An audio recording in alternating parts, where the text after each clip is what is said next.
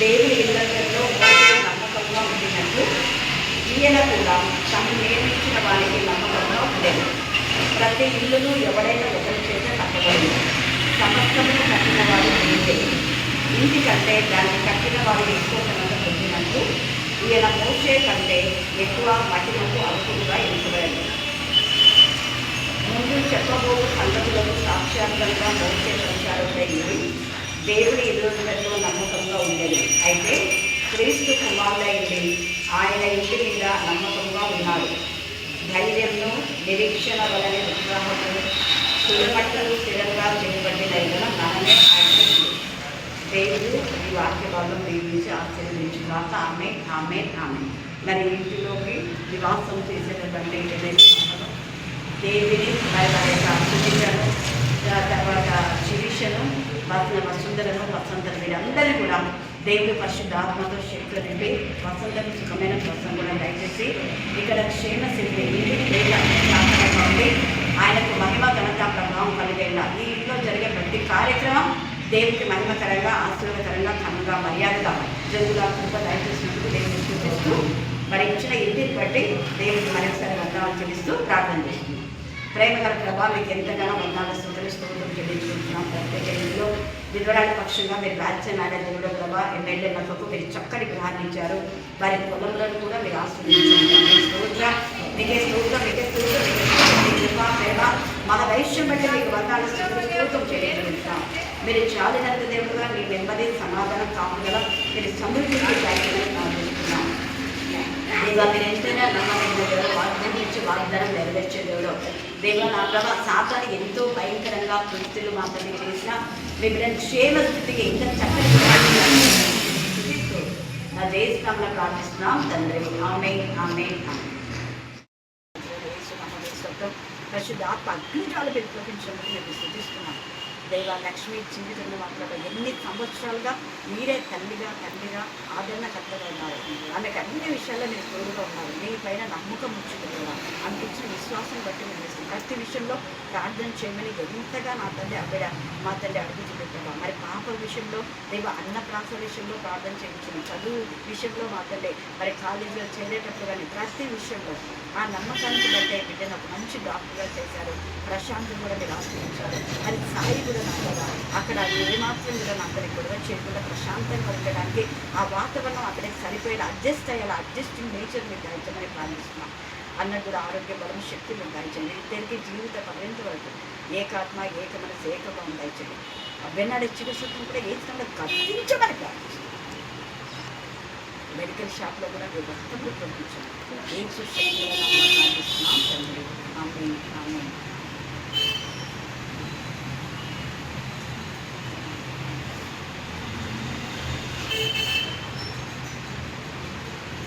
Okay దేవా దగ్గర తీసుకున్న ప్రతి దానికి నా ప్రభావం నీ సన్నిధానం చేయవచ్చు. నీకే మహిమ ఘనత ప్రభావం చెల్లించండి. సాధన చేస్తున్నది కూడా నయపరచండి. మీ నెమ్మది మీ సమాధానం కాపుదల మీ సమస్త జ్ఞానం దేవుని సమాధానం దయచేయండి. ఏ స్థానంలో ప్రార్థిస్తున్నాం తండ్రి. ఆమేన్ ఆమేన్ ఆమేన్ ఆమేన్. ఓకే.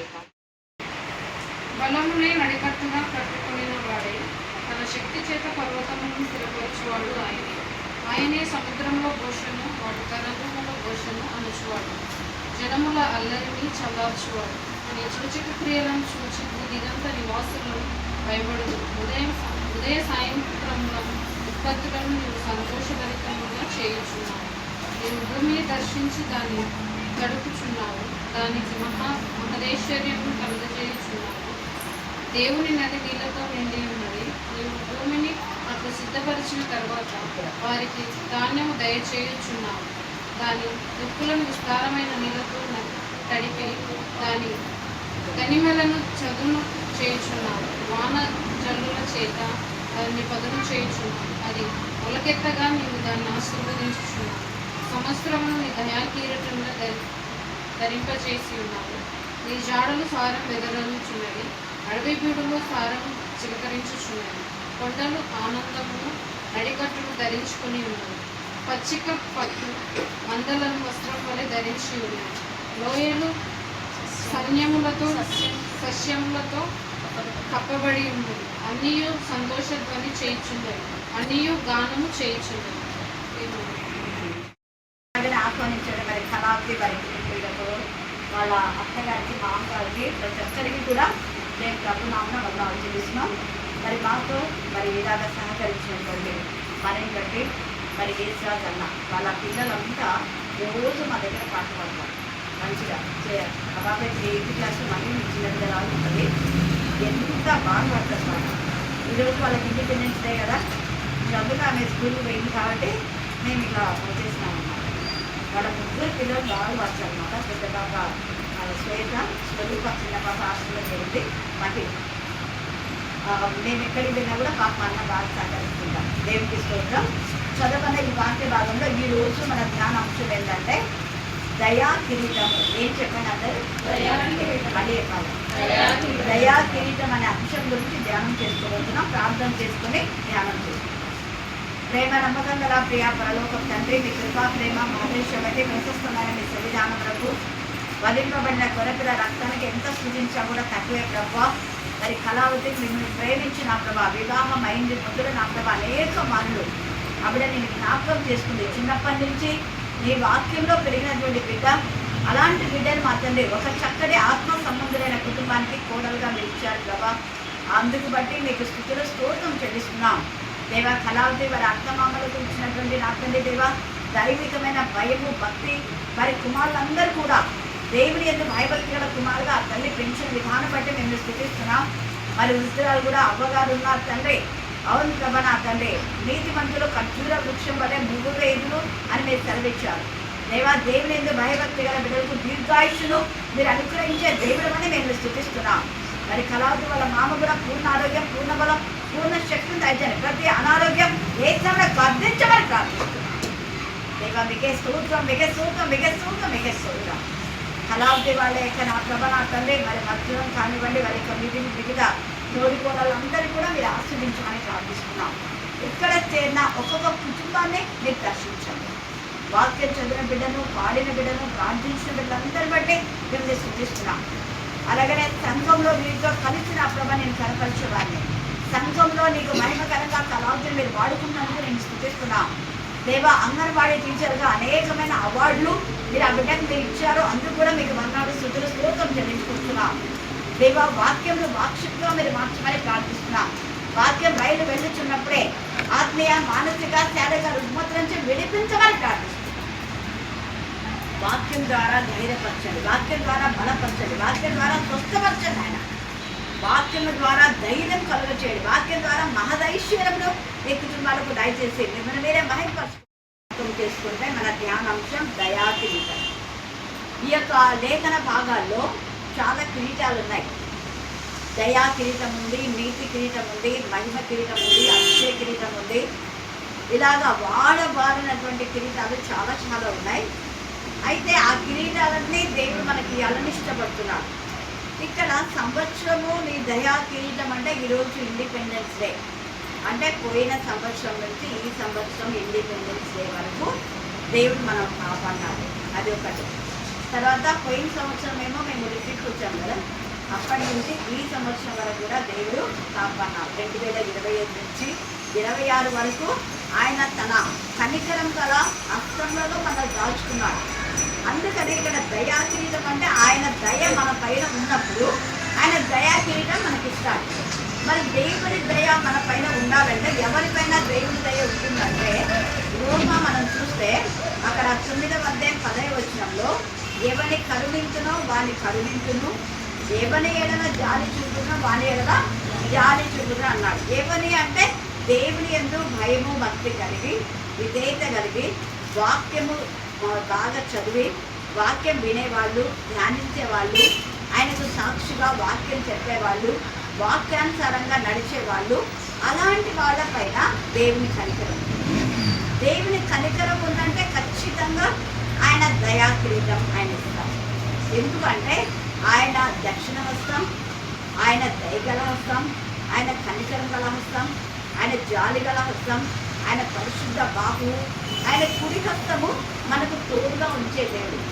ఆయన హస్తమే మనకు తోడుగా లేకపోతే మనం ఈరోజు ఇలాగా క్షేమంగా ఉండేవాళ్ళము కాదు. దేవుడు ప్రతిరోజు తన యొక్క హస్తములలో మనం దాచుకొని మనల్ని కాపాడుతున్నా అంట 24 గంటలు.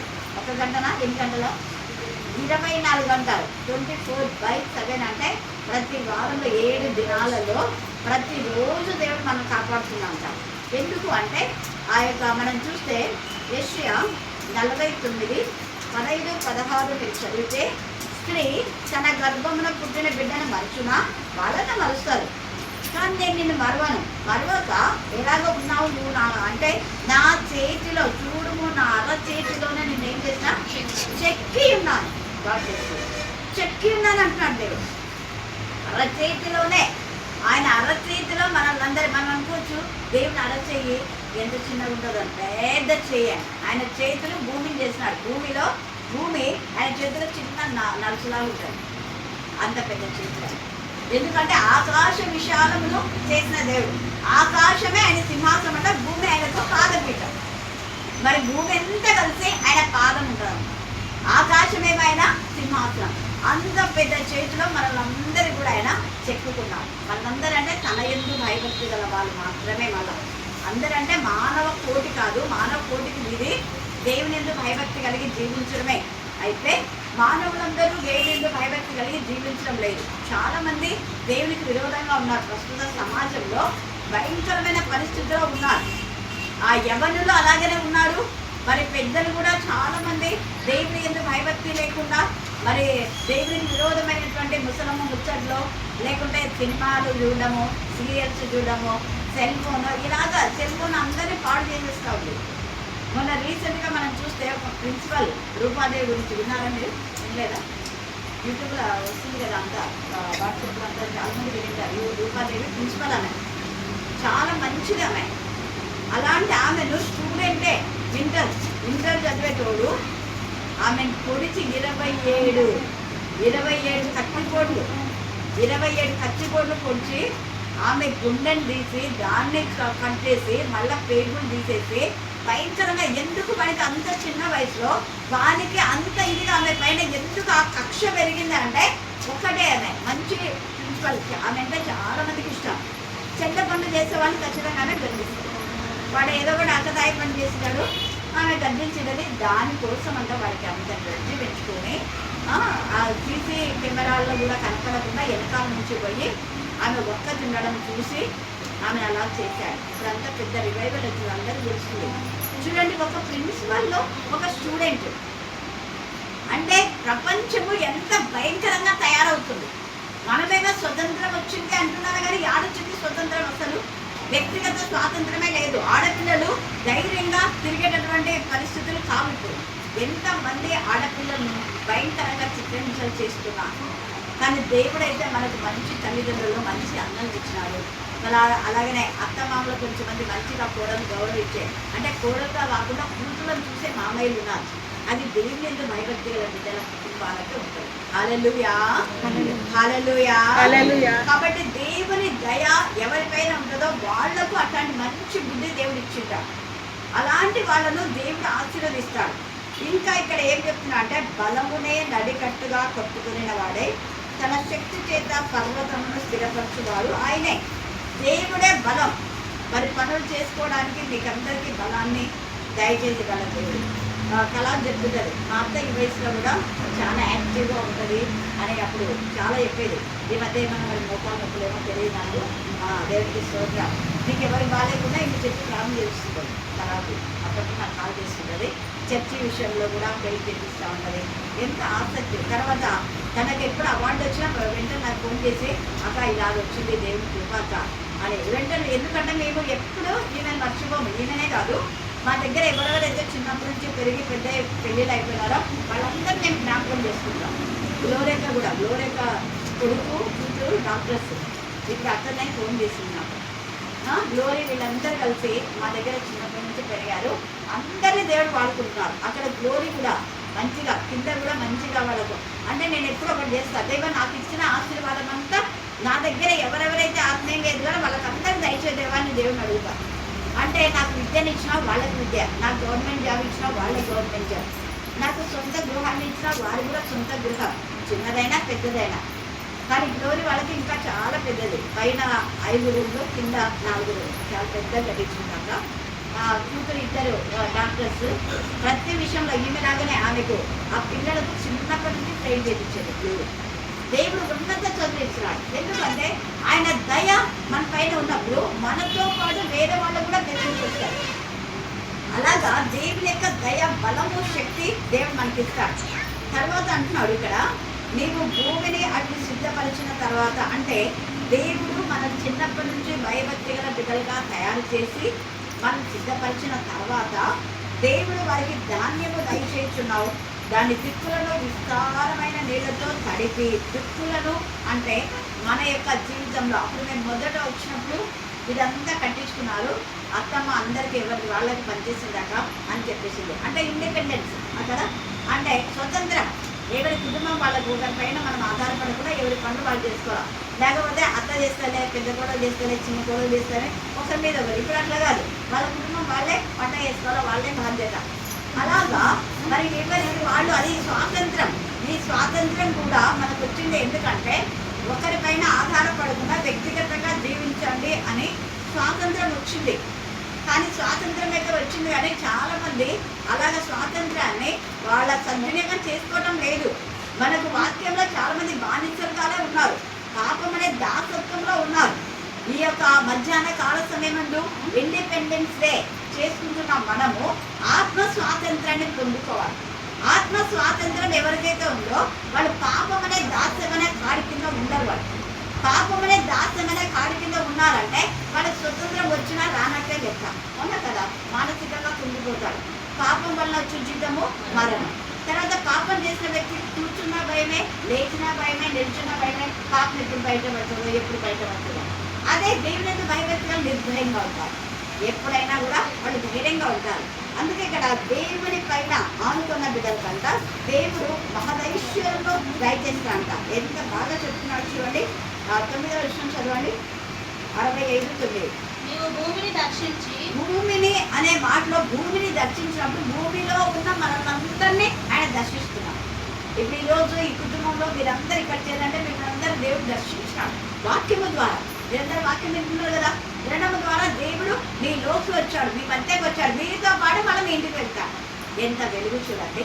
మీతో పాటు మీరు వాక్యం నింపుకొని ఇంటికి వెళ్ళినప్పుడు ఆ ఇంటిలో కూడా దేవుడి సమాధానం. ఇక్కడ ఎంతమంది కుటుంబాలు వచ్చినారో వాళ్ళ ఇళ్లలో దేవుడు వాళ్ళకు సంతోషాన్ని, సమాధానాన్ని, నెమ్మదిని, ప్రతి అనారోగ్యం కూడా లైన్ అవుతుంది.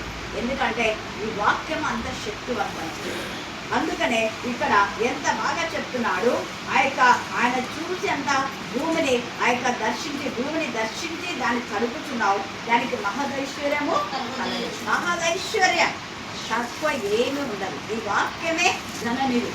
వేల కొలది వెండి బంగారు నాణ్యముల కంటే నీకు ఇచ్చిన వాక్యమే శ్రేష్టం అన్నారు. ఈ వాక్యమే విలువైంది. ఎవరు ఎంత ఎక్కువ వాక్యం చదువుతారో అంత ఐశ్వర్యంలో దేవుడు మీకు ఇస్తారు, మీ పిల్లలకు కూడా. ఎందుకు అంటే ఆత్మ వర్ధిల్లుచున్న కొలది. చదవండి 3వ యోహాను 2వ వచనం. 3వ యోహాను 2వ వచనం. మీ పిల్లలకు కంట చేయించండి. ఇది పిల్లలు ఖచ్చితంగా కంట చేయాలి. అప్పుడు నేను వీళ్ళకి కంట చేయమని చెప్తా ఉంటాయి. గలాతీ వాళ్ళకి నీ ఆత్మ వర్ధిల్లుచున్న ప్రకారము నీవు అన్ని విషయంలోనూ వర్ధిల్లుచు సౌఖ్యముగా, అంటే మహదైశ్వర్యం ఉండవాలని ఎంతో కోరుతున్నాడు. అన్ని విషయాలు అంటే మీ పిల్లలకు కావాల్సిన జ్ఞానాన్ని, పరిశుద్ధతను, వివేకాన్ని, తర్వాత సంతోషం, సమాధానం అన్నీ. ఇక్కడ మీరందరూ కూడా ప్రతి ఒక్కరికి సమాధానం కావాలని ఇష్టపడతారు కదా కుటుంబంలో.